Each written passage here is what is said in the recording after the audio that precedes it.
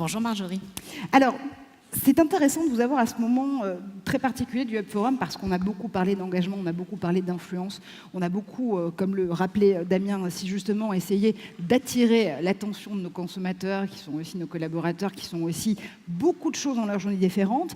Et quand on parle de contenu, quand on parle de télévision, il y a quelque chose de capital aujourd'hui, c'est évidemment la façon dont on va pouvoir consommer, délinéariser et consommer au moment où on en a besoin des contenus à Tawad, entre guillemets, disponible anytime, anywhere et on any device.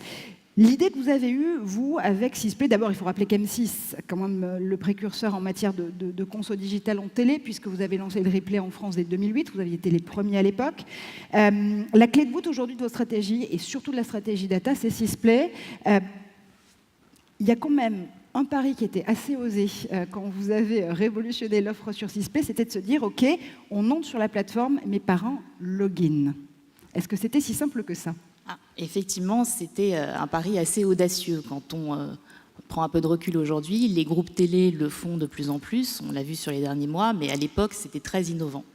Et je crois qu'il y avait une crainte très forte concernant la perte d'audience potentielle, comme en 2008 d'ailleurs, on pouvait craindre que le replay ne cannibalise le live. Et je crois que l'avantage qu'on a chez M6, c'est qu'on arrive assez facilement en fait, à dépasser ces craintes. Finalement, on a toujours eu une culture forte, vous l'avez rappelé, en matière d'innovation et de prise de risque. On préfère, chez M6, anticiper l'évolution des usages, s'adapter aux besoins du marché pour toujours optimiser notre proposition de valeur à tous les maillons de la chaîne. Alors concrètement, aujourd'hui, Sisplay, ça donne quoi? Alors aujourd'hui, Sisplay, on a 18 millions de comptes logués. Donc c'est un Français sur deux de moins de 50 ans. C'est 80% de la population des millennials.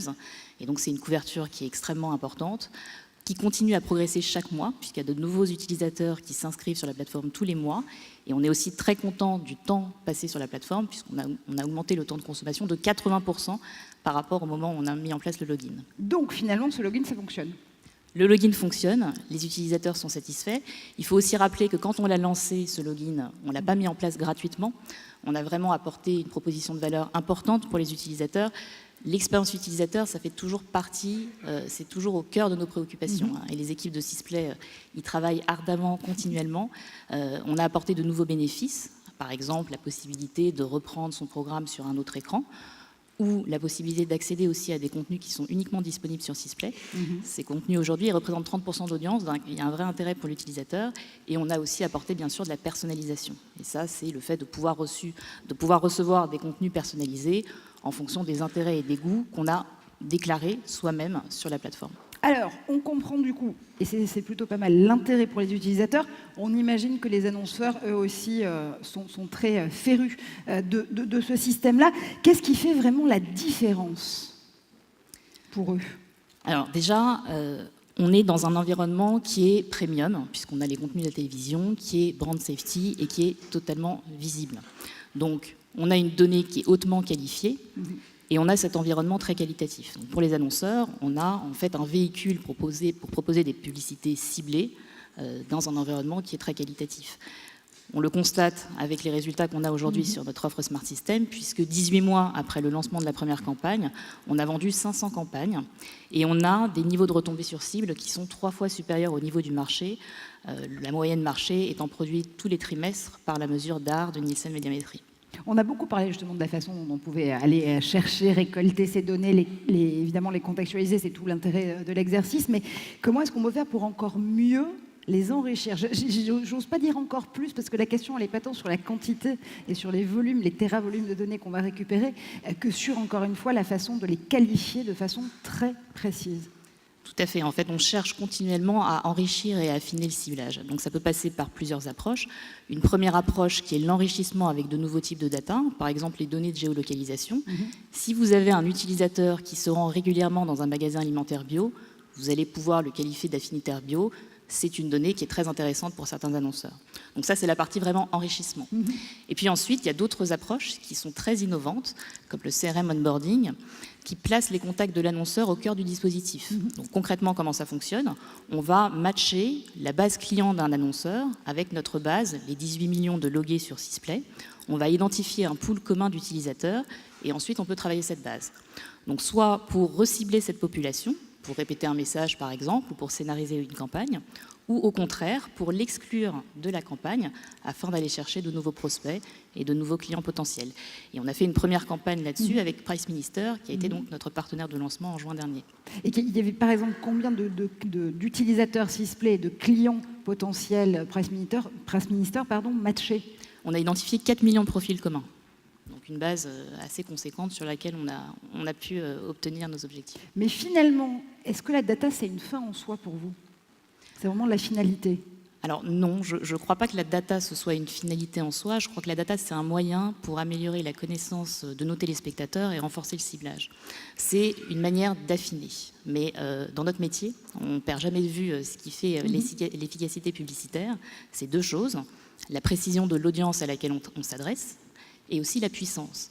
Et c'est pour ça que le média télé est encore le plus efficace aujourd'hui. C'est grâce à la puissance. Donc notre objectif à nous, c'est de conserver cet équilibre entre la finesse et le reach. Alors. Et puis après, il y a d'autres manières aussi de faire du ciblage, qui n'impliquent pas forcément d'utiliser des données personnelles. Et c'est ce qu'on a fait récemment avec le lancement du ciblage émotionnel. Alors justement, ça, je voulais qu'on creuse un peu cette question du ciblage émotionnel, parce que pour la plupart des CDO, des CTO ou des CMO qui sont dans cette salle, ou des marketeurs même, il y a quand même ce fantasme autour de l'émotion. Comment est-ce qu'on peut aller justement qualifier, quantifier une donnée précise pour se rapprocher le plus possible du sentiment de son utilisateur et de son futur, on l'espère, consommateur?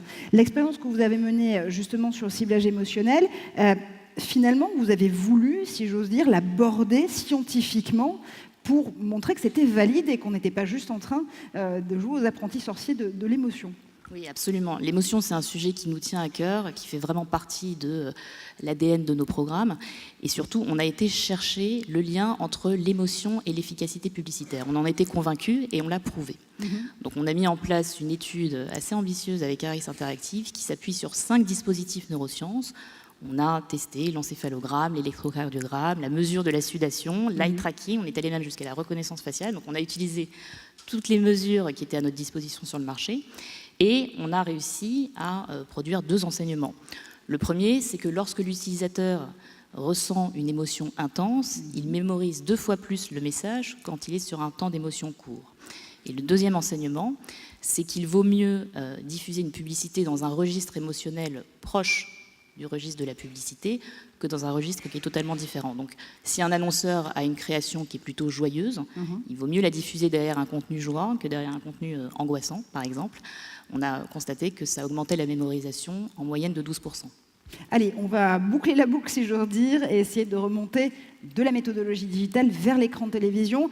C'est une nouvelle technique de publicité qui s'appelle la publicité adressable. Jusque-là, tout le monde s'y intéresse. Tous les grands groupes de télévision commencent à essayer de comprendre comment justement l'utiliser. TF1, France Télévisions, vous aussi, bien évidemment. Sauf que pour l'instant, je rappelle que cette méthodologie, ou plutôt que cette méthode, est encore interdite par le CSA. On a encore une autorité de régulation en matière d'industrie des contenus qui fonctionne. Si jamais ce verrou du régulateur devait sauter dans les prochains mois, est-ce qu'on pourrait voir débarquer de la publicité adressable dès demain à la télévision? En tout cas, on l'anticipe, effectivement, et on y travaille avec nos homologues dans le cadre du SNPTV, mais aussi avec les autres acteurs du marché, notamment les distributeurs. Donc notre objectif, aujourd'hui, la data, on l'exploite uniquement sur les supports digitaux. On en parlait tout à l'heure, le replay, la consommation du replay, elle se fait pour moitié sur l'écran de télévision. Et évidemment, la consommation en télévision, elle reste massivement en linéaire. Donc, faire remonter la data en télévision, c'est une ambition qui est très importante pour nous. On a commencé des expérimentations avec la première campagne 4 écrans en catch-up qu'on a lancée cet été, via la mécanique de l'appairage. Donc, un utilisateur, un téléspectateur peut s'identifier sur son écran de télévision grâce à son compte Sisplay sur mobile. Et on a aussi lancé un ensemble de solutions qu'on a appelées M6 adressables, qui permettent de faire de la publicité sur les télévisions connectées. Donc je vais vous montrer à quoi ça ressemble en images, avec un premier format qu'on a lancé en juin, qui est un format display, qui s'affiche pendant 10 secondes sur l'écran de télévision. Il y a 2 millions de postes connectés sur le flux d'M6 chaque mois.